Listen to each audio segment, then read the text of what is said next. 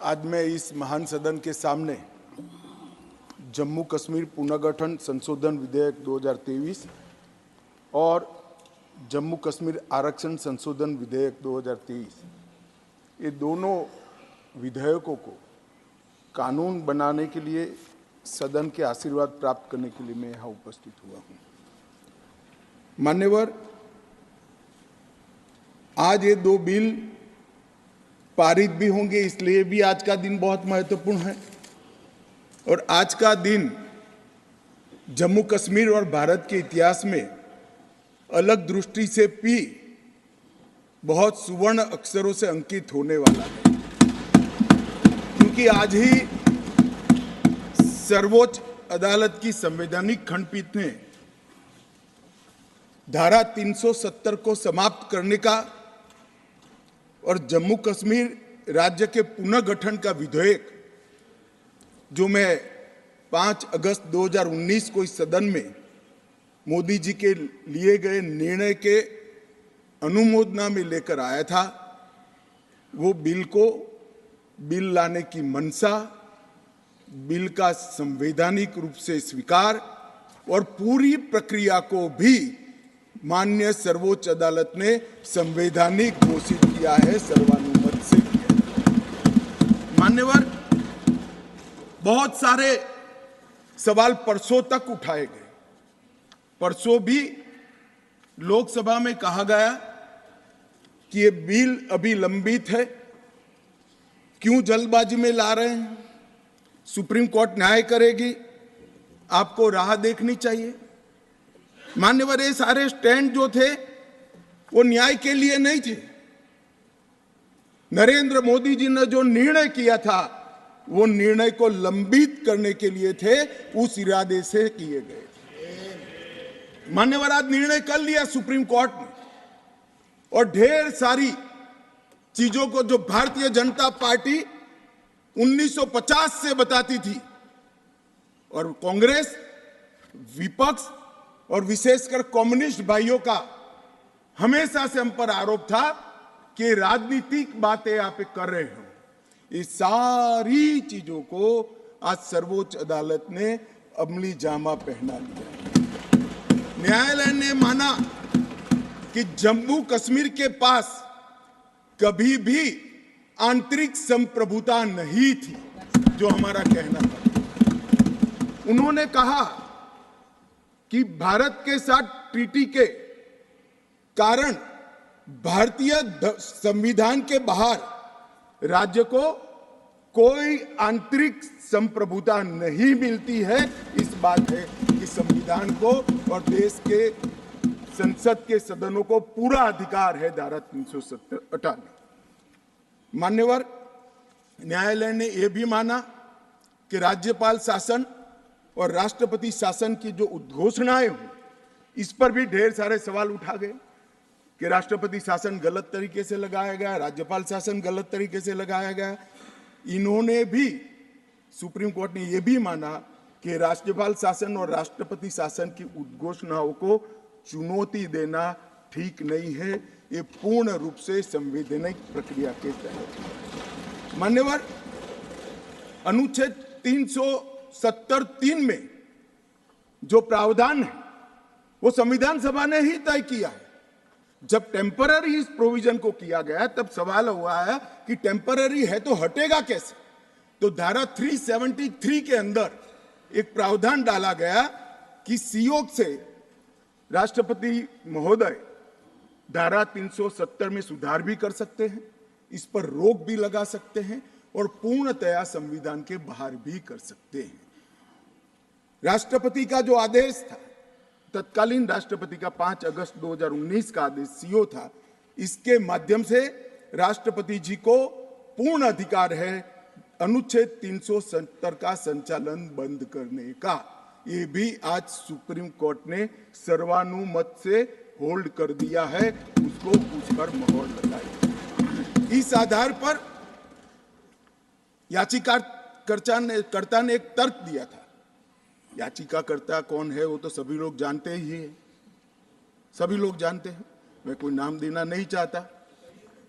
नहीं, नाम देकर क्या करेंगे, यही बोले ही है, वो तो इसमें कोई एक्सपोज करने जैसी बात नहीं। मान्यवर 370 के तहत कोई भी घोषणा करने के पहले जम्मू कश्मीर की संविधान सभा का परमिशन जरूरी है, अनुमोदना जरूरी है, ये उनका क्लेम था। और उसको क्लेम को एक्सटेंड करते हुए आगे ले गए, क्योंकि अब तो जम्मू कश्मीर में संविधान सभा है ही नहीं। तो इसका मतलब ये हुआ कि जम्मू कश्मीर की संविधान सभा के परमिशन के बगैर धारा 370(3) के तहत कोई एक्शन नहीं लिया जा सकता और संविधान सभा समाप्त हो गई है, इसलिए धारा 370 परमानेंट हो गया। मान्यवर, ऐसा आर्गुमेंट मैंने मेरे जीवन में भी, मेरे 5 धाराशास्त्रियों को पूछा कि मेरी समझ में कोई गड़बड़ है या ये डिमांड कोई गड़बड़ है, कि डिमांड तो गड़बड़ है ही है, ये आर्ग्यू कर रहे हैं उनकी समझ में भी बड़ा प्रॉब्लम है। मान्यवर, आज सुप्रीम कोर्ट ने तय कर दिया कि जम्मू कश्मीर की संविधान सभा समाप्त होने से धारा 370(3) समाप्त नहीं हो जाता है, धारा 370(3) यथावत रहता है। मान्यवर, न्यायालय ने यह भी माना कि धारा 370 के तहत मिली हुई शक्ति का प्रयोग करते हुए राष्ट्रपति महोदय एक तरफा सूचना जारी कर सकते हैं, जिसको संसद के दोनों सदनों का सादे बहुमत से अनुमोदन चाहिए। ये भी आज सुप्रीम कोर्ट ने मान लिया।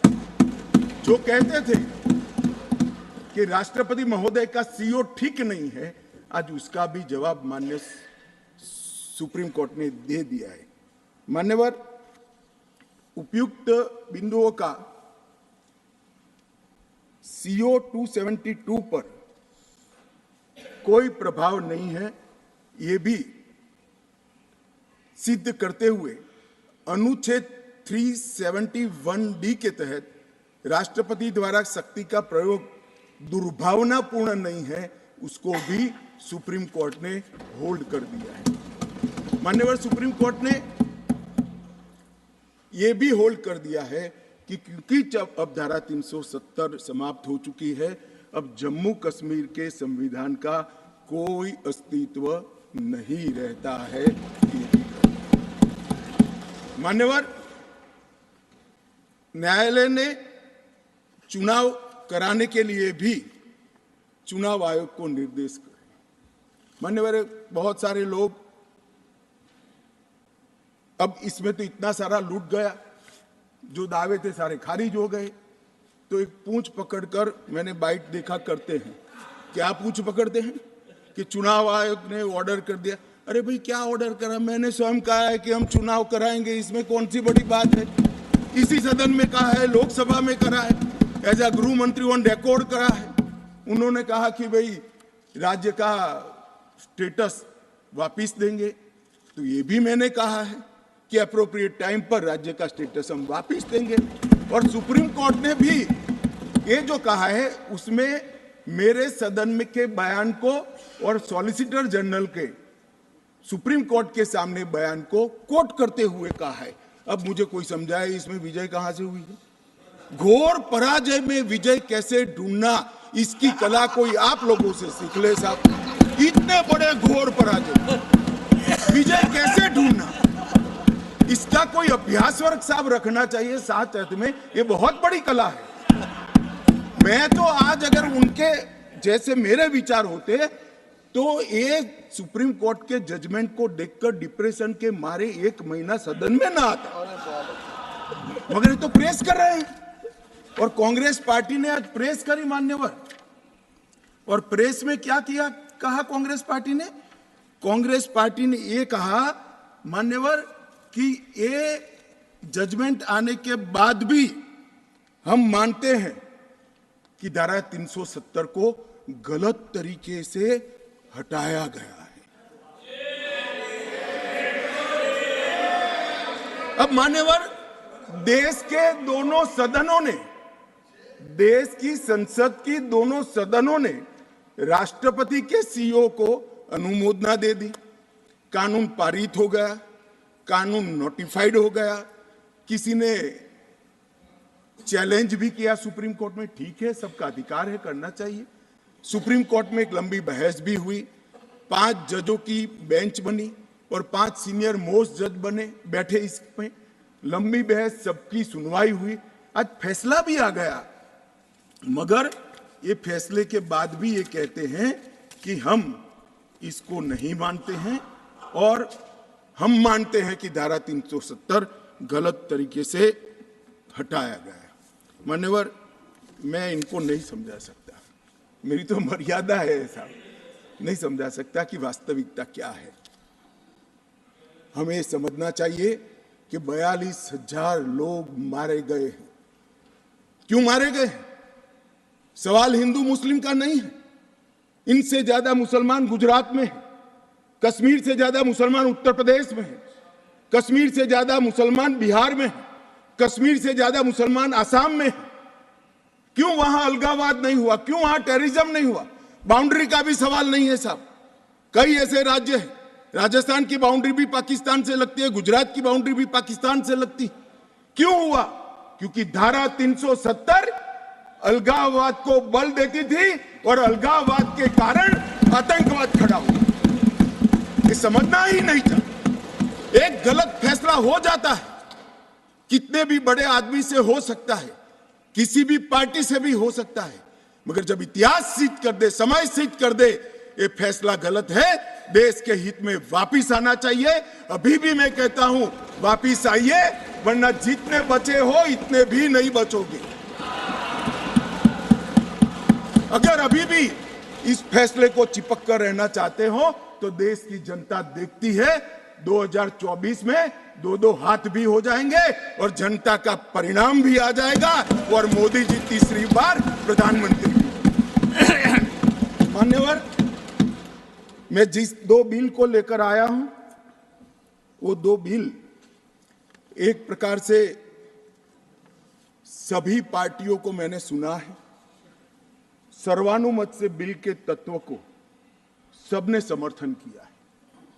बिल का जो तत्व है, कंटेन है, इसका किया है। मुझे था कि गिटास खड़े हो जाएंगे कि हम अपोज में खड़े हैं, मगर मैं सभी पार्टियों को कहता हूं, तब ये तो काउंट करता हूं कि कम्युनिस्ट पार्टी कभी अच्छे काम का समर्थन नहीं कर सकती है, इसलिए सभी पार्टियों से मेरा मत बाकी दलों से। मान्यवर, कमजोर और वंचित वर्ग, ये जो नाम है, किसी भी नागरिक की डिग्निटी को बहुत हर्ट करने वाला नाम है, अंतर की गहराइयों तक दुख खड़ा करने वाला नाम है और बहुत समय से था। आज प्रधानमंत्री जी ने एक जो फैसला लिया है, जिस फैसले को वास्तविक स्वरूप देने के लिए मैं आपके सामने उपस्थित हुआ हूं, इसमें कमजोर और वंचित वर्ग की जगह अन्य पिछड़ा वर्ग ये नाम जोड़ने का फैसला दिया है, जो संवैधानिक ढंग से संवैधानिक शब्द है। मान्यवर, दूसरा बिल जो है, वो दूसरा बिल जम्मू कश्मीर में सालों से अलग अलग प्रकार के विस्थापित हुए। मान्यवर, 80 के दशक से आतंकवाद की शुरुआत हुई, 89 से चरम सीमा पर पहुंचा। ढेर सारे कश्मीरी हिंदू, विशेषकर कश्मीरी पंडित और ढेर सारे सिख भाई घाटी छोड़कर पूरे देश भर में बिखर गए। जम्मू में गए, बेंगलुरु गए, गुजरात गए, दिल्ली गए, फरीदाबाद गए, देश भर में बिखरे। सभी राज्यों ने उनकी आवभगत भी की, सभी राज्यों ने उनको रिजर्वेशन भी दिया, कई राज्यों ने उनको नौकरी में प्रायोरिटी दी भी। कश्मीरियों को गले लगाने का काम पूरे देश ने किया है, पूरे देश की जनता ने। मान्यवर, वो बिखरे और ऐसे बिखरे कि अपने ही देश में वो विस्थापित हो गए, निराश्रित हो गए। जिनके पास अरबों खरबों की संपत्ति थी, वो दर दर की ठोकरे खाने के लिए मजबूर हो गए। मान्यवर, उन लोगों को सम्मान देने के लिए, और ये आंकड़ा कोई छोटा मोटा आंकड़ा नहीं है, 46,631 परिवार जो रजिस्टर्ड है वो वहां से विस्थापित हुए हैं और 1,57,967 लोगों ने हमारे बहुत प्रयास के बाद 19 के बाद हमने एक अभियान चलाया, हर शहर में जाकर एडवर्टाइज दिया है, ऑनलाइन रजिस्ट्रेशन हो गया है और इतने लोग अब तक रजिस्टर हुए। तनख्वाह साहब ने कहा कि बहुत सारे हैं, करना चाहिए। मैं तो उनको निमंत्रित करता हूं, तनख्वाह साहब आप जितने भी छूट गए इसकी सूची लाइए, आधी सेकंड में मैं रजिस्टर कर आपको एक्नॉलेजमेंट दूंगा। मान्यवर, ऑनलाइन प्रक्रिया है और मैं आज इस महान सदन के माध्यम से देश भर में बिखरे पड़े कश्मीरी पंडित और अन्य विस्थापितों को कहना चाहता हूं, नरेंद्र मोदी सरकार आपको न्याय देने के लिए कमिटेड है। आप मुझे लिखिए, कश्मीर सरकार को लिखिए, किसी भी विज्ञ के बगैर आपका रजिस्ट्रेशन कर दिया जाएगा। आप मतदार भी बनोगे, चुनाव भी लड़ पाओगे और जम्मू कश्मीर के अंदर आप मंत्री बनकर भी जा सकते हो। आपको पूरा मान्यवर, 3 युद्ध भी हुए, 1947 में और 48 में युद्ध हुआ। 31,779 परिवार आज के पाकिस्तान अधिकृत कश्मीर से शरण लेकर भारत में आए। इनमें से 26,319 परिवार तत्कालीन जम्मू कश्मीर राज्य में बसे और शेष 5,460 परिवार अन्य भागों में बसे। दूसरा युद्ध हुआ 65 और 71 का और छम्ब और नियाबत क्षेत्र से लगभग 10,065 परिवार विस्थापित हुए।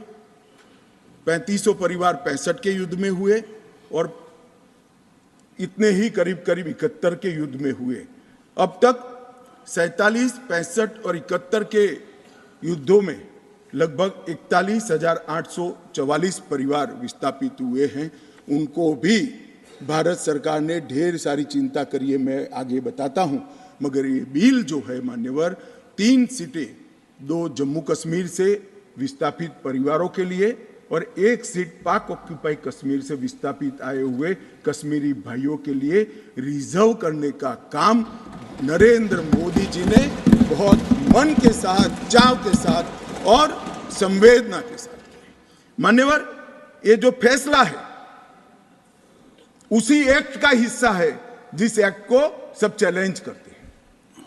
मैं उनको बताना चाहता हूं, जब आप 5 अगस्त 2019 के बिल को चैलेंज करते हो, तब आप डिलिमिटेशन कमीशन एक्ट को भी चैलेंज करते हो। ये मत भूलो कि आप इनके रिजर्वेशन के खिलाफ बात करते हो। मान्यवर, डिलिमिटेशन कमीशन ने गंभीरता से विचार करने के बाद समुदायों का प्रतिनिधित्व नॉमिनेशन द्वारा कराने की सिफारिश की है। और मान्यवर, जम्मू कश्मीर प्रशासन ने, जो आज स्वाभाविक है राष्ट्रपति शासन है, उसने भी अपना अभिप्राय डिलिमिटेशन कमीशन को दिया था। भारत सरकार ने के गृह मंत्रालय ने भी दिया था कि इनके प्रति सिंपैथेटिक व्यू लेना चाहिए, इनका प्रतिनिधित्व होना चाहिए। जब वो अपनी जमीन में ही नहीं है तो असेंबली में कैसे चुनकर जा सकते हैं। मान्यवर, और ये आदेश उन्होंने प्रकाशित किया था, जिसको आज कानूनी जामा पहनाकर मैं ये बिल को लेकर उपस्थित हुआ हूँ। मान्यवर, ये जो डिलिमिटेशन कमीशन ने और भी कई फैसले किए हैं, मैं जरा सदन के सामने पूर्व की स्थिति और अभी की स्थिति बताना चाहता हूँ। पूर्व में जम्मू में सिर्फ 37 सीट थी, 37 सीट थी। अब नए डिलिमिटेशन कमीशन ने 37 से बढ़ाकर 43 सीट जम्मू क्षेत्र में बनाने का काम। मान्यवर, कश्मीर में 46 सीट थी, 46 सीटें थी। अब 46 की जगह 47 सीटें, 47 सीटें बनाने का काम। इस तरह से जम्मू और कश्मीर दोनों को मिलाकर 83 सीटें थी। लद्दाख की सीटें निकाल दी है क्योंकि वहां यूटी बन चुकी। 83 सीटें थी, उसकी जगह 90 सीटें अब डिलिमिटेशन कमीशन ने करी है, जिसको भारत सरकार ने माना है। और पाक ऑक्यूपाई कश्मीर की 24 सीटों को आरक्षित रखा गया है, क्योंकि हम अभी भी मानते हैं, कोई जिसको जो बोलना है वो बोले। इस सदन में बोला हुआ शब्द इतिहास बनता है। मैं आज फिर से कहना चाहता हूं, पाक ऑक्यूपाई कश्मीर भारत का है, हमारा है और हमसे कोई नहीं छीन। मान्यवर, हमने 24 सीटें पाक पाक ऑक्युपाई कश्मीर के लिए सुनिश्चित की है। मान्यवर, अब तक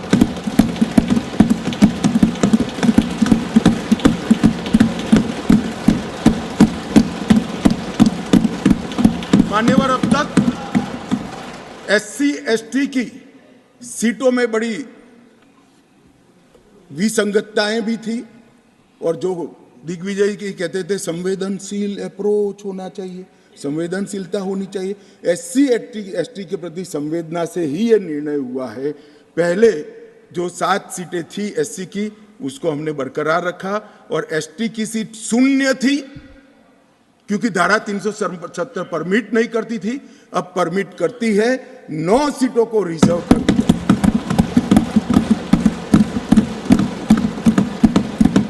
अरे जो कह रहे थे हमारे डॉक्टर साहब कि गुर्जर बकरवालों ने इस देश को बचाया है, मैं सदन में इस देश के गृह मंत्री के नाते कहना चाहता हूं, मान्यवर, कभी भी युद्ध हुआ, कभी भी आतंकवादियों ने पैंतरे रचे, मेरे गुर्जर बकरवाल भाइयों ने भारत के तिरंगे को ऊंचा रखा। और आज सालों के बाद आज उनको न्याय मिलने जा रहा है। इसका कम से कम मुझे तो बहुत संतोष है।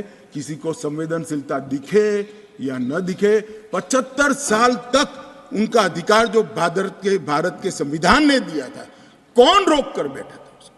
कौन रोक कर बैठा था? क्या कोई जवाब दे सकता है? जम्मू कश्मीर के ST भाइयों के अधिकारों को कौन रोक कर? ये 3 परिवार रोक कर बैठे थे मान्यवर, जो 370 को एंजॉय कर मान्यवर। और इसके अलावे भी ओपन सीट में भी वो लड़ सकते हैं। माननीय दिग्विजय सिंह ने कहा, माननीय सदस्य ने कहा कि भाई इसमें स्पष्टता नहीं है, इनको कितनी मिलेगी, इनको कितनी मिलेगी। मैं फॉर इंफॉर्मेशन दिग्विजय सिंह को कहना चाहता हूं, ये इन प्रिंसिपल बिल है। ट्राइबल डिपार्टमेंट और OBC डिपार्टमेंट से अलग से इसके बिल आएंगे, जिसमें इसके रिजर्वेशन की सीटों की और चिन्हित करने की व्यवस्था होगी। वो एक अलग प्रक्रिया है, मगर ये स्पष्टता से कर देते हैं। मैं दिग्विजय सिंह को बहुत अच्छे तरीके से जानता हूँ साहब। जब भी वो हंसकर बोलते हैं तब बहुत समाज के अंदर डिस्टर्बेंस होता है। बड़ा रिकॉर्ड है उनका, मैं रिकॉर्ड को जानता हूँ। आज भी हंसकर बोले, मैंने बोला क्या निहितार्थ थे, फिर मैंने ध्यान से उनकी चीज को याद कर सोचा तो मुझे मालूम पड़ा कि इन्होंने कहा कि भाई किसी का छीनकर तो नहीं लगूं। ये गुर्जर और बकरवाल को लड़ाना चाहते हैं, गुर्जर और बकरवाल को लड़ाना चाहते हैं। मैं आज फिर से कह देता हूं मान्यवर, बैठ जाइए दिग्विजय जी, अब हो गया, लोग समझ चुके हैं आपको, बैठ जाइए। मान्यवर He is not yielding. He is not yielding. He is not yielding. Go ahead. Honorable Home Minister. He is not yielding. He is not yielding. मान्यवर, मैं स्पष्टता करना चाहता हूं, गुर्जर भाइयों की एक भी सीट लिए बगैर बड़े संवेदनशीलता से बकरवाल भाइयों को दिया गया। हमें कोई आपत्ति, गुर्जरों को जो फायदा मिला है उसमें कोई बदलाव नहीं होगा। ट्राइबल के सारे फायदे एजुकेशन में और बाकी सारे नौकरियों के रिजर्वेशन में जितने भी फायदे गुर्जर भाइयों को मिल रहे हैं, पहाड़ियों को मिल रहे हैं, वो पहाड़ियों को जो भी मिलेगा वो उसके अलावे मिलेगा। एक भी नौकरी ना खत्म होगी, ना एक भी शिक्षा की सीट खत्म होगी। पूरा का पूरा अधिकार आपका भी रहेगा, उनका भी। मान्यवर, एक बहुत बड़ी चर्चा चली कि जवाहरलाल नेहरू जी का कश्मीर के लिए कंडक्ट और इस पर हमारा नजरिया थोड़ा तंग है। जहां तक तंग नजरिए का सवाल है साहब, देश की एक भी इंच जमीन का सवाल है, हमारा नजरिया तंग रहेगा, हम दिल बड़ा नहीं कर सकते। किसी को अधिकार नहीं है अपने बड़े हृदय को दिखाने के लिए देश का एक भूभाग देश से चला जाए और मूक दर्शक बनकर खड़े रह जाए, किसी को अधिकार नहीं।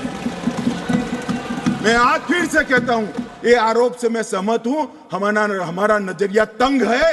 देश की 1 इंच जमीन भी जाती है तो इसके लिए भारतीय जनता पार्टी का हर कार्यकर्ता मतलब सर्वोच्चता से संघर्ष करेगा, लड़ाई करेगा और लड़ेगा। हमें कोई इसमें शर्म की बात नहीं। मान्यवर, मैं कुछ बातें कहना चाहता हूं। बहुत कुछ कहा है, अभी कहा गया नेहरू के कारण कश्मीर यहां है, नेहरू जी के न होते तो शायद ये बिल ही नहीं आता और कश्मीर होता ही नहीं, इस तरह से कहा। मैं आज कहना चाहता हूं कि जो आजादी के बाद भारत की रचना को जानते हैं उनको मालूम होगा हैदराबाद में इससे भी बड़ा प्रॉब्लम हुआ था। क्या जवाहरलाल जी गए थे क्या?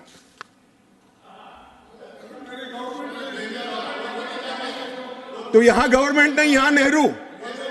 क्या कर रहे हो खड़गे जी? अभी भी वापस आओ।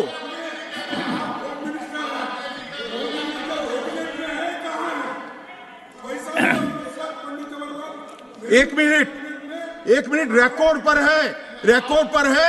कश्मीर में दिग्विजय जी ने सरदार पटेल का नाम नहीं लिया।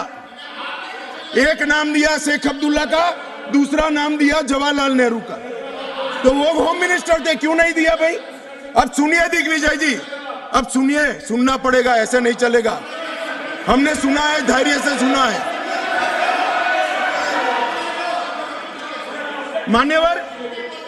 मान्यवर, जूनागढ़ में क्या जवाहरलाल नेहरू गए थे? हैदराबाद में जवाहरलाल नेहरू गए थे? लक्षद्वीप में जवाहरलाल नेहरू गए थे? जोधपुर में जवाहरलाल नेहरू गए थे? जवाहरलाल नेहरू एक ही जगह काम देखते थे, जम्मू कश्मीर में, जिसको आधा छोड़कर आ गए। एक ही जगह देखते।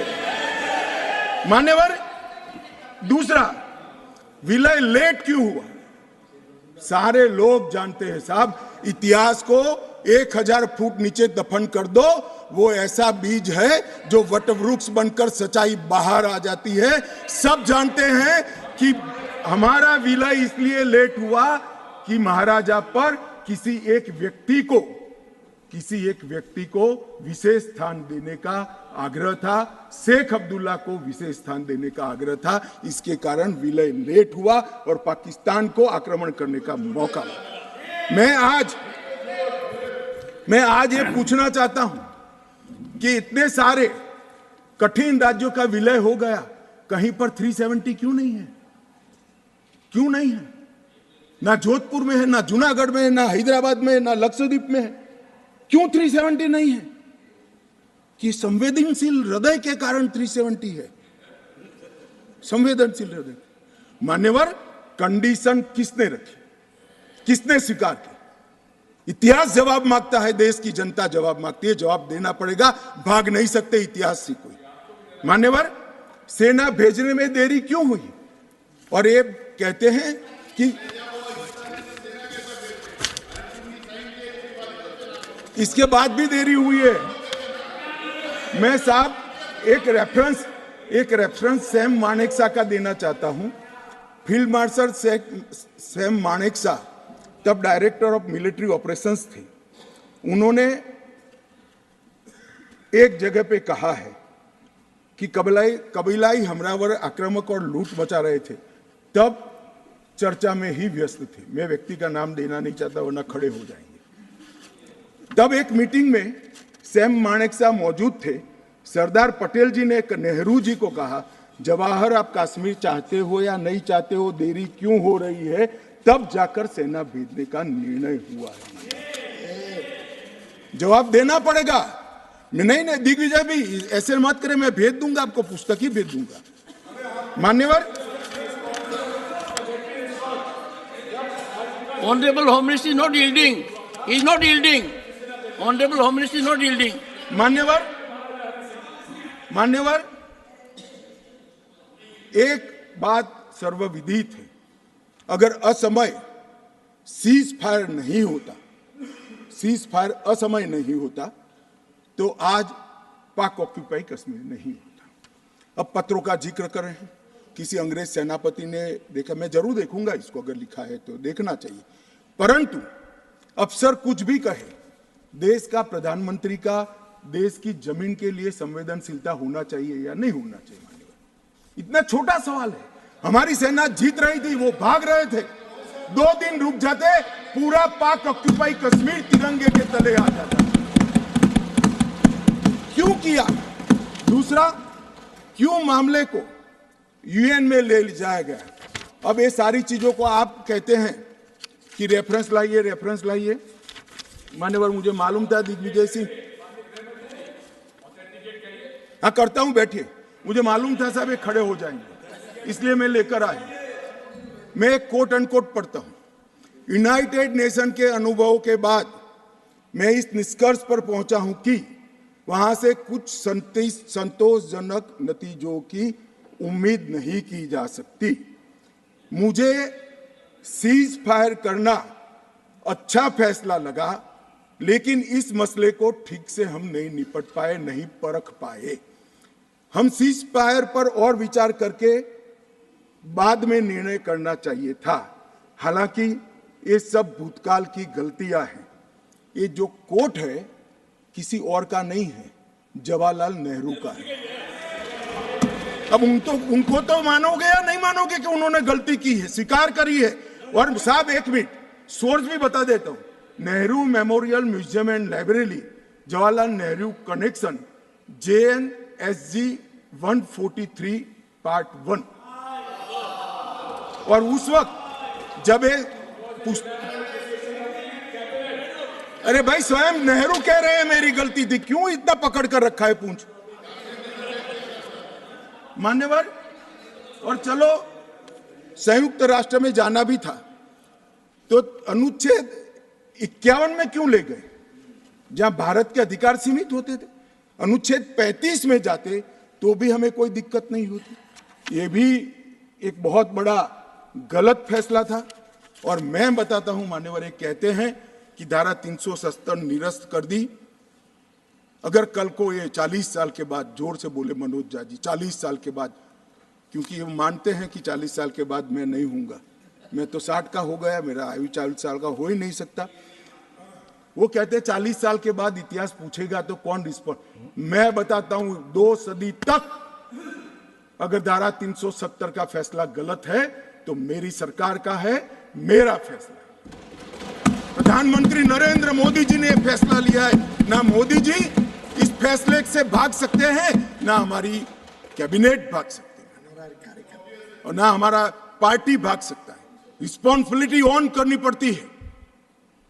जब इमेज बिल्डिंग के लिए बड़े बड़े फैसले लेते हैं, संवेदनशील दिमाग से फैसले लेते हैं, तब इसको ऑन भी करना पड़ता है और देश को जवाब भी देना पड़ता है। इस तरह से नहीं चलता है इतिहास। और इतिहास, मेरी बात आज भी मानकर चलिए दिग्विजय सिंह, इतिहास किसी को नहीं बख्शता है, किसी को नहीं बख्शता है। मान्यवर, आज जो बिल लेकर मैं आया हूं, काफी लोगों ने पूछा कि क्या बदलाव आया है।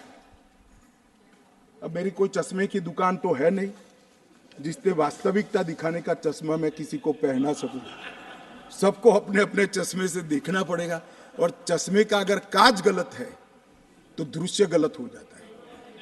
मान्यवर, पूरा कश्मीर और जो 2 करोड़ यात्री पूरे देश से जाकर आए, लाखों यात्री अमरनाथ यात्रा कर आए, हर महीने लाखों यात्री वैष्णो देवी के दर्शन करके आते हैं, और 100 से ज्यादा अधिक फिल्मों के शूटिंग हुए हैं, वो सभी एक मुख से कहते हैं कि कश्मीर की परिस्थिति अच्छी है, मगर स्वीकार करने को तैयार नहीं। मुझे मालूम नहीं है कौन सा चश्मा पहनकर ये देखते हैं।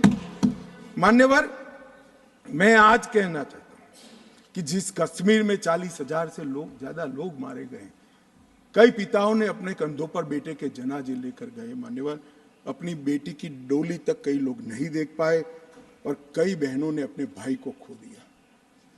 इनकी वेदना, हृदय अगर संवेदनशील है तो ही इसका अनुभव कर सकते हैं, मगर हमारे हृदय में जिनके हाथ में हथियार है, इसके लिए ही संवेदना है, तो इसका रास्ता मेरे पास नहीं है। मान्यवर, मैं इनकी मदद नहीं कर सकता। क्योंकि हमारे लिए मन में संवेदना है कश्मीर के युवा के लिए, कश्मीर की बच्चियों के लिए और घाटी के भविष्य के लिए संवेदना है, आतंकवादियों के लिए नहीं। मान्यवर, मैं समझता हूं कि आज आर्टिकल 370 समाप्त होने के बाद और उसके पहले भी नरेंद्र मोदी जी की सरकार आई 2014 में, आज युवाओं का भविष्य ब्लैक नहीं है, परंतु स्कूल का ब्लैक बोर्ड उनका भविष्य बन गया है, वो पढ़ाई लिखाई। जो युवा मान्यवर पत्थर लेकर घूमते थे, मोदी सरकार ने, इस प्रधानमंत्री ने इसके हाथ में लैपटॉप पकड़ाने का काम किया है, पूरी दुनिया का एक्सेस।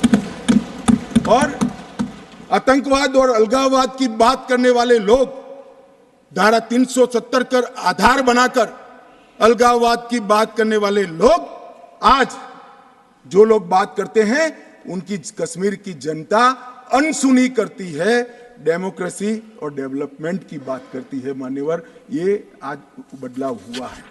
अभी अभी कह रहे थे कि मैंने सदन में कहा था कि आतंकवाद समाप्त हो जाएगा।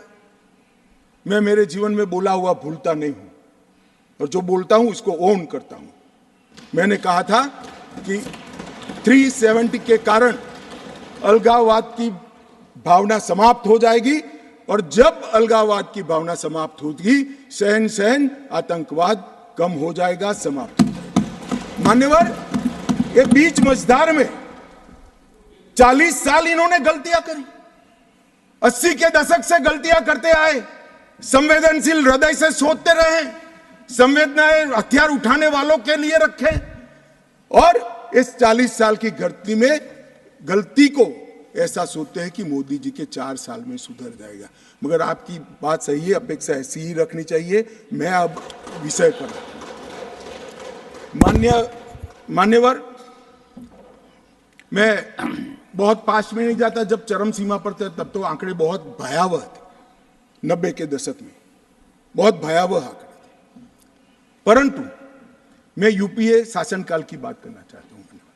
2004 से 14 जब सोनिया जी और मनमोहन जी की सरकार थी, कुल आतंकवादी घटनाएं 7,217 हुई थी और अब आतंकवादी घटनाएं सिर्फ 2,197 हुई है। ये 10 साल। अब सुन लीजिए, बाद में मुद्दा खड़ा करिए खड़गे जी। 70% की कमी हुई है मान्यवर, 70% की कमी हुई और उसमें धारा 370 हटाने के बाद केवल और केवल 4 साल ही गए। सिक्योरिटी फोर्स और नागरिक टोटल 2829, करीब 3,2900 नागरिक और सिक्योरिटी फोर्सेस मारे गए। अब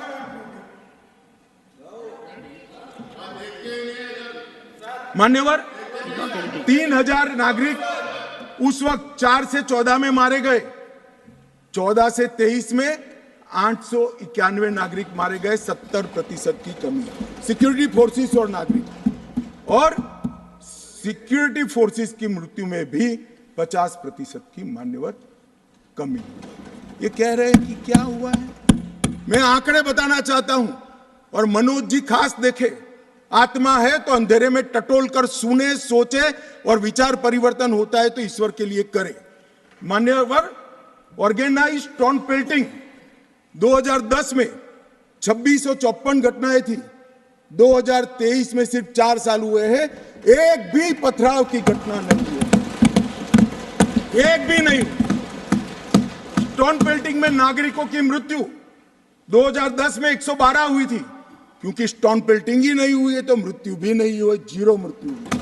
मान्यवर, स्टोन पेल्टिंग में जख्मी नागरिकों की मैं बात करता हूं, सिक्योरिटी फोर्स नहीं, नागरिक जो घाटी के हैं वो 6,235 थे, क्योंकि स्टोन पेल्टिंग नहीं हुई है, 0 जख्मी हुए। अरे भैया, इनको दिखाई नहीं देता है। सीज फायर वायोलेशन की घटनाएं 2010 में 70 थी और 2023 में 6 हुई। घुसपैठ के प्रयास 489 थे, सिर्फ 48 हुए हैं।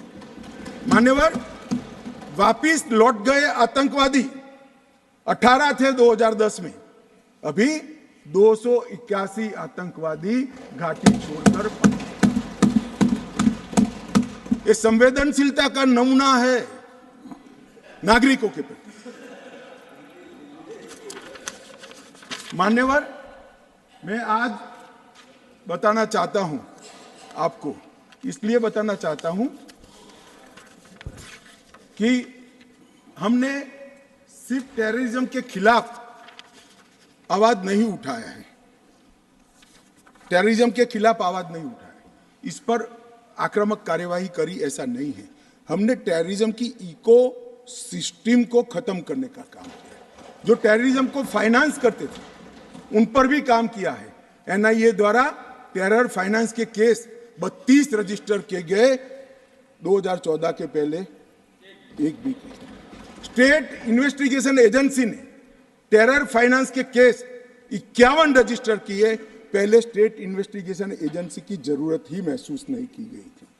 और मान्यवर, 229 टेरर फाइनेंस केस में अरेस्ट हुई है, 150 करोड़ की प्रॉपर्टी सीज हुई है, 57 प्रॉपर्टी सीज हुई है, और एसआईए द्वारा 134 बैंक अकाउंट में लगभग 100 करोड़ से ज्यादा रकम को फ्रीज करने का काम नरेंद्र मोदी। ये जो कह रहे हैं क्या बदलाव आया है, मैं दिखाता हूं बदलाव क्या है। मान्यवर, आज मैं इतना कह रहा हूं कि हमने एक बहुत बड़ा कठोर निर्णय सुरक्षा की दृष्टि से हमने उठाए हैं। मान्यवर, मैं आज बताना चाहता हूं, पहले 2014 के पहले और आर्टिकल 370 नाबूद होने के पहले आपने देखा होगा आतंकवादियों के जनाजों में 25-25 हजार की भीड़ आती। मैं सभी सदस्यों को कहना चाहता हूं, एक भी दृश्य अभी देखा है 370 के बाद? ना, कोई नहीं करता साहब, क्योंकि हमने निर्णय किया है जो भी आतंकवादी मारा जाएगा उसी जगह पे संपूर्ण धार्मिक सम्मान और रीति रिवाज के साथ वहीं दफना दिया जाएगा। स्टोन पेल्टिंग क्यों कम हुई?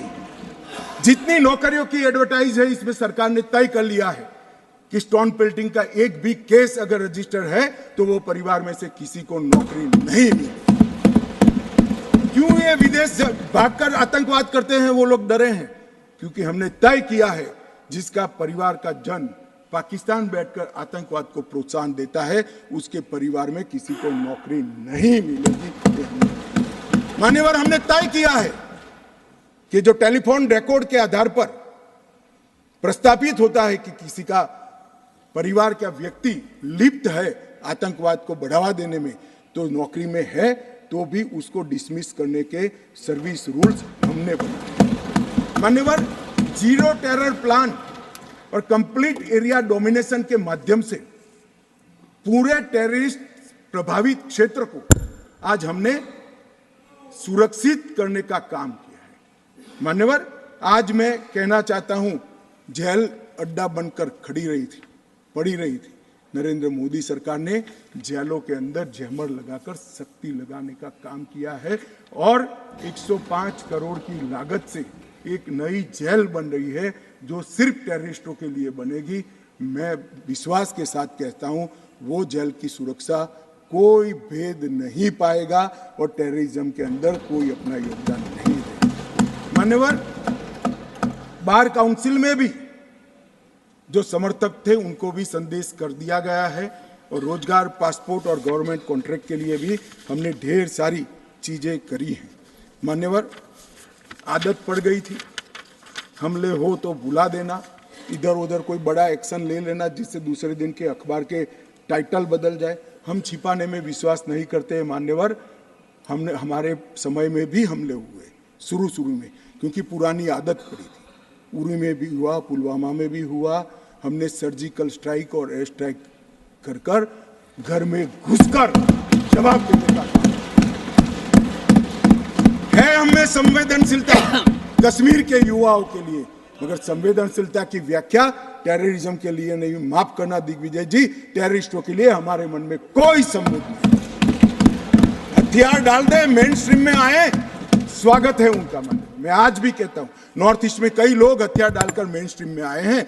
अगर कश्मीर में भी युवा भले हाथ में हथियार पकड़ा हो, हथियार डाल दे, कानून की अदालत के शरण में आए, हम उसका स्वागत करते हैं। संवेदना से हमारा हृदय भरपूर। मान्यवर, हमने जो किया है वो युवाओं के लिए किया है। मान्यवर, ये लोग पूछते हैं कि क्या हुआ, हमने धारा 370 और 35 ए को हटा दिया। मान्यवर, धारा 370 और 35 से कश्मीर के लोगों को तो अन्याय करती ही थी, मगर देश के आत्मसम्मान को भी ठेस पहुंचा। ये सिर्फ कश्मीरी लोगों का सवाल नहीं था, मनोज जाजिब, कश्मीरी लोगों का सवाल नहीं था, 130 करोड़ लोगों का सवाल था। हमारे स्थापक नेता श्यामा प्रसाद मुखर्जी ने उस वक्त सवाल उठाया था और नेहरू जी की मिनिस्ट्री छोड़ दी थी कि एक देश में 2 विधान, 2 प्रधान और 2 निशान कैसे हो सकते हैं, नहीं हो सकते। और इसलिए इन्होंने इस पर आंदोलन किया और उनकी शंकास्पद मृत्यु हो गई और वो शहीद हो गए। मान्यवर, आज मुझे आनंद है, कश्मीर के लिए मरने वाला हर फौजी, छोटे से छोटा व्यक्ति, नागरिक से लेकर श्यामा प्रसाद मुखर्जी तक, जिनने बलिदान दिया है, वो सभी लोगों की आत्मा आज इस देश में से 2 विधान, 2 निशान और 2 प्रधान समाप्त कर संतुष्टि का सांस लेगी। आज सुप्रीम कोर्ट का फैसला मान्यवर ऐतिहासिक फैसला है और ये फैसले को मैं बहुत मन के साथ 130 करोड़ की जनता की ओर से स्वागत भी करता हूं और अभिनंदन। मान्यवर, आज एक संविधान, एक राष्ट्रध्वज और एक प्रधानमंत्री बन चुका है। श्यामा प्रसाद मुखर्जी का स्वप्न साकार हो चुका है। 2 राजधानी रखी, 2 दरबार रखे, सालाना 200 करोड़ रुपए का खर्च होता है। मान्यवर, अब एक केंद्रीय कानून है, जो केंद्रीय कानून है सभी राज्यों में जाता है, ऐसे कश्मीर में भी जाता है। मान्यवर, कश्मीरी, डोगरी, हिंदी, इसको पहली बार मान्यता देने का काम प्रधानमंत्री नरेंद्र मोदी जी ने किया। 35A के तहत कश्मीर की महिलाओं को न्याय देने का काम प्रधानमंत्री नरेंद्र मोदी जी ने किया। मान्यवर, शिक्षा हो, नौकरी हो, पहली बार रिजर्वेशन देने का काम प्रधानमंत्री नरेंद्र मोदी जी ने किया। पहली बार एसटी समुदाय को विधानसभा में आरक्षण देने का काम Narendra Modi ji. Right to education act पहली बार धारा 370 जाने के बाद वहां हुआ। भूमि अधिग्रहण, पुनर्वसन और पुनर्स्थापना में उचित मुआवजा का कानून पहली बार जम्मू कश्मीर में धारा 370 में। फॉरेस्ट राइट्स एक्ट पहली बार 370 समाप्त होने के बाद। SC/ST prevention of atrocity act पहली बार जम्मू कश्मीर में 370 जाने के बाद। विसल ब्लोअर प्रोटेक्शन एक्ट पहली बार जम्मू कश्मीर में 370।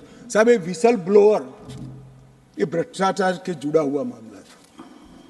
जम्मू कश्मीर के किसी भी नागरिक को पूछो, सिफारिश के सिवाय नौकरी नहीं मिलती थी। बड़ी परेशानी थी, भ्रष्टाचार होता था, क्योंकि 3 ही परिवारों का शासन। क्यों विसल ब्लोअर प्रोटेक्शन एक्ट वहां लगाएंगे? अभी झारखंड में किसी MP के यहां, मैं किस दल के हैं कहना नहीं चाहता, पूरी दुनिया जानती है, इतनी सारी कैश मिली कि बैंक के कैशियर कहते हैं हमने भी इतनी कैश कभी देखी नहीं है। गिनते 5 दिन हो गए, 27 मशीनें गर्म हो गई। मान्यवर, गर्म हो गई, मशीनें बंद हो गई, मगर अभी समाप्त नहीं होता है। और एक घमंडिया गठबंधन ने इसकी टीका भी नहीं की है, उसको सस्पेंड भी नहीं किया, एक भी। मान्यवर, ये खड़े हो गए,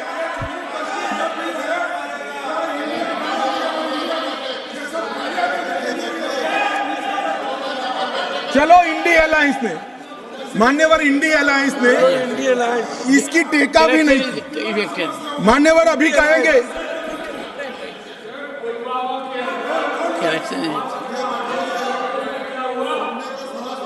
correction is elected, but take it. मान्यवर मुझे मालूम है नहीं बैठेंगे, क्योंकि ओबीसी को सम्मान देना है, महिलाओं को रिजर्वेशन देना है, ये नहीं बैठेंगे, मुझे पूरा भरोसा है। वॉकआउट करेंगे। कितनी भी कटु बात को हम सुन लिए, अब आप जवाब नहीं सुनोगे, क्या बात है? 6 घंटे तक मैंने सुना है आपको, कैसे ना नहीं सुनोगे मुझे?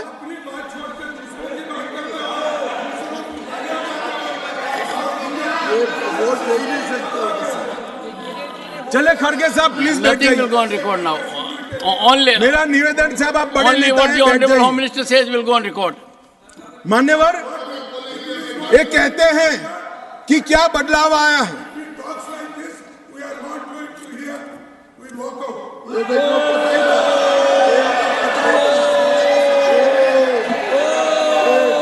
ओबीसी बोलिए साहब, ओबीसी बोलिए, महिला ओबीसी।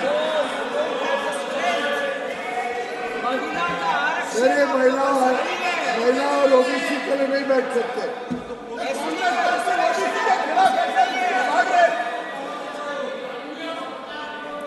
मान्यवर, बहुत सारे पीयूष भाई जैसे भले हृदय के लोगों को था कि ये जवाब सुनेंगे, मैं इनकी ऑफिस में कॉफी पीने के लिए गया, मैंने कहा नहीं सुनेंगे। तो पीयूष भाई ने मुझे पूछा क्यों नहीं सुनेंगे, मैं कोई कांग्रेस पार्टी ओबीसी विरोधी पार्टी है, इसलिए निश्चित इन्होंने काका काललकर कमीशन के रिपोर्ट को दबा कर रखा, इन्होंने मंडल कमीशन के रिपोर्ट को दबा कर रखा, इन्होंने ओबीसी आयोग को संवैधानिक मान्यता नहीं दी, इन्होंने ओबीसी के बच्चों को केंद्रीय पूल में रिजर्वेशन का अधिकार नहीं दिया, और इन्होंने ओबीसी का हमेशा विरोध करने का काम किया है। अभी अभी इनके नेता को किसी एनजीओ ने लीक कर दिया है, अर्थ मालूम है या नहीं है मालूम नहीं, कभी पूछ ले कोई फुल फॉर्म तो तकलीफ आ जाए मान्यवर, परंतु अभी एक लीक कर दिया है तो ओबीसी ओबीसी ओबीसी। तो एक पत्रकार मुझे कह रहा था, इतना बोले मैं कि इसकी एक तिथि होती है 180 दिन, पहली बार कब मिले बोले वो देख लेना, 180 दिन के बाद विषय बदल जाएगा। इसमें कुछ मन से नहीं होता है साहब। पूरा जीवन इनके पिताजी ने संसद के लोकसभा में खड़े रहकर मंडल कमीशन को लागू करने का विरोध कर दिया, वो आज ओबीसी की बात कर रहे हैं। मुझे तो भरोसा साहब नहीं बैठेंगे, मगर साहब ये पूछ रहे थे क्या परिवर्तन आया है। मैं आज उनको कहना चाहता हूं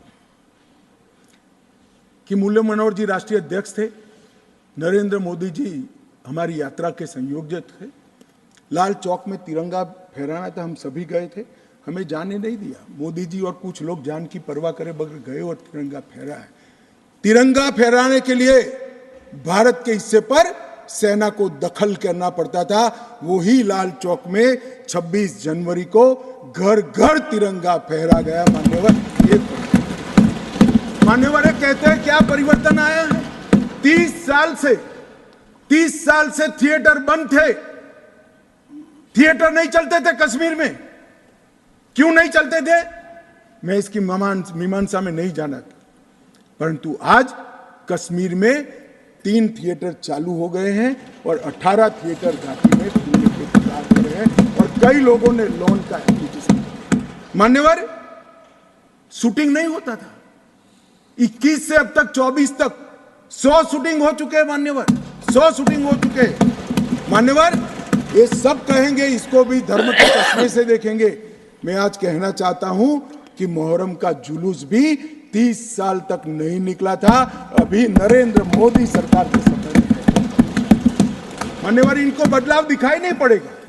जैसे मैंने कहा, उनके चश्मे में खराबी है, वो आज भी गलती स्वीकार करने के लिए तैयार नहीं है, मगर मैं उनको कहना चाहता हूं कि देश आपकी स्वीकृति का मोहताज नहीं है। देश की जनता अब समझ चुकी है कि कश्मीर के सवाल के मूल में जवाहरलाल नेहरू की गलतियां थी, वो पूरा देश। मान्यवर, जीएसडीपी वो डेवलपमेंट का बड़ा द्योतक होता है। 1 लाख करोड़ का जीएसडीपी था 2014-15 में और आज 2,27,927 करोड़, डबल हो चुका है। डिग्री कॉलेज 94 थे, आज 147 है। ना आईआईटी था, ना आईएम था, ना एम्स था, IIT भी खुल चुका, IIM भी खुल चुका, 2 एम्स की प्रक्रिया चल रही है, एक खुल चुका है, दूसरा खुल जाएगा। मेडिकल कॉलेज 4 थे, 7 नए मेडिकल कॉलेज खुले। नर्सिंग कॉलेज 1 भी नहीं था, 15 नर्सिंग कॉलेज खुले। मेडिकल सीट 500 थी, आज 1300 मेडिकल सीटें हैं। पीजी मेडिकल सीट 367 थी 70 साल में, आज 297 नई जोड़ने का काम नरेंद्र मोदी सरकार ने किया। मिड डे मील के तहत सिर्फ रिकॉर्ड पर, करप्शन तो जो होता होगा, रिकॉर्ड पर 6 लाख बच्चों को भोजन मिलता था, आज 9,31,000 बच्चों को भोजन मिलता है मान्यवर। और मान्यवर 30 लाख से टूरिस्ट का आंकड़ा 2 करोड़ पार कर गया मान्यवर। ये बताता है कि घाटी में स्थिति ठीक है। 1485 से अधिक होम स्टे, अभी बताया जांगड़ा जी ने कि पहचान छुपा कर जाना पड़ता था, अच्छी गाड़ी में नहीं बैठ सकते थे, परिचय नहीं दे सकते थे। यहाँ घाटी के मुसलमान भाइयों के वहाँ होम स्टे चल रहा है और गुजरात, महाराष्ट्र, बंगाल से जाने वाले व्यक्ति इनके घर में रहकर खाना खाकर घाटी का लुत्फ लगभग 10,000 बिस्तर होम स्टे के अंदर हो गए मान्यवर। और प्रधानमंत्री ग्राम सड़क योजना प्रतिवर्ष 1100 का एवरेज था, अब 8,086 किलोमीटर का एवरेज बना है। 47 स्मार्ट सिटी के तहत योजनाएं थी, आज 173 है। प्रधानमंत्री आवास सिर्फ 24,000 बने थे, आज 1,45,000 बने हैं। घरेलू नल कनेक्शन सिर्फ 7,82,000 थे, आज 13,54,000 बने हैं। गठित की गई सेल्फ हेल्प ग्रुप 4,000 थी, आज 19,000 है। माननीय शिशु मृत्यु दर जो सबसे कठिन हेल्थ पैरामीटर है, इसका गिरावट बहुत कठिनता के साथ होता है। जो हेल्थ के पैरामीटर्स को जानते हैं उनको मालूम होगा। 1,000 पर 22 शिशु मारे जाते थे, आज 1,000 पर सिर्फ 16 शिशु मारे जाते हैं। 47 जन औषधि केंद्र थे, आज 227 जन औषधि केंद्र वहाँ पर स्थापित हो चुके हैं। मान्यवर इनको दिखाई नहीं पड़ेगा। मैं आज चले गए हैं, मगर दिग्विजय जी को कहना चाहता हूं, ये नरेंद्र मोदी जी के हृदय की संवेदना है कि घाटी और जम्मू में इतना बड़ा बदलाव डेवलपमेंट के क्षेत्र के अंदर हुआ है। मान्यवर सिर्फ हाइड्रो इलेक्ट्रिसिटी में 30,000 करोड़ का भारत सरकार ने इन्वेस्ट किया। रेलवे का पैसा अलग, नेशनल हाईवे का पैसा अलग। मान्यवर लगभग पेंशन के लाभार्थी सिर्फ 6 लाख थे, रजिस्ट्रेशन नहीं होता था जम्मू की साइड से। अब ट्रांसपेरेंट रजिस्ट्रेशन के बाद 10 लाख लाभार्थी पेंशन के हो गए हैं। फूड सिक्योरिटी का कवरेज 43.8% था, आज 100% हो चुका है। हेल्थ कवरेज देश भर में एकमात्र राज्य ऐसा है जहां प्रधानमंत्री आयुष्मान भारत योजना मान्यवर सिर्फ गरीबों के लिए नहीं है, गरीब से लेकर धनी से धनी तक, फारूक अब्दुल्ला जी तक, सभी को प्रधानमंत्री आयुष्मान भारत योजना का फायदा मिलता है। ओपन डेफिकेशन 50 से 60% था, अब 100% है। ऑनलाइन सर्विसेज सिर्फ 60 सेवाओं में थी, आज 1100 सेवाओं में ऑनलाइन सर्विसेज हो गई है। और स्पोर्ट्स में युवाओं की भागीदारी सिर्फ 2 लाख थी, आज 2022 में जम्मू कश्मीर के 60 लाख युवाओं ने खेलों में हिस्सा लिया। मान्यवर पूछते हैं कि क्या बदलाव आया, मैं इनको ही बताना चाहता हूं। और मान्यवर ढेर सारी चीजें हैं, अब ये चले गए हैं, मैंने दूसरे सदन में भी बताया, मगर मैं देश की जनता को विश्वास दिलाना चाहता हूं कि मोदी जी ने लाल किले से प्राचीर से इस देश को वादा किया था, और मोदी सरकार और प्रधानमंत्री स्वयं इस चीज पर अड़ग हैं कि कश्मीर के युवाओं को हाथ में कभी बंदूक नहीं लेनी पड़ेगी, पत्थर नहीं लेने पड़ेंगे, इनके हाथ में लैपटॉप और किताबें भी होगी, नए कश्मीर की शुरुआत होगी। मान्यवर आतंकवाद मुक्त कश्मीर बनने की शुरुआत हो गई है। नया कश्मीर, विकसित कश्मीर, जब विकसित भारत बनेगा, कश्मीर देश के सभी राज्यों के समकक्ष होकर वहाँ पर खड़ा होगा। दुनिया भर के यात्री आएंगे ऐसे कश्मीर की रचना के लिए। ये जो विधेयक लेकर मैं आया हूँ, मैं आपको निवेदन करता हूँ सभी लोगों को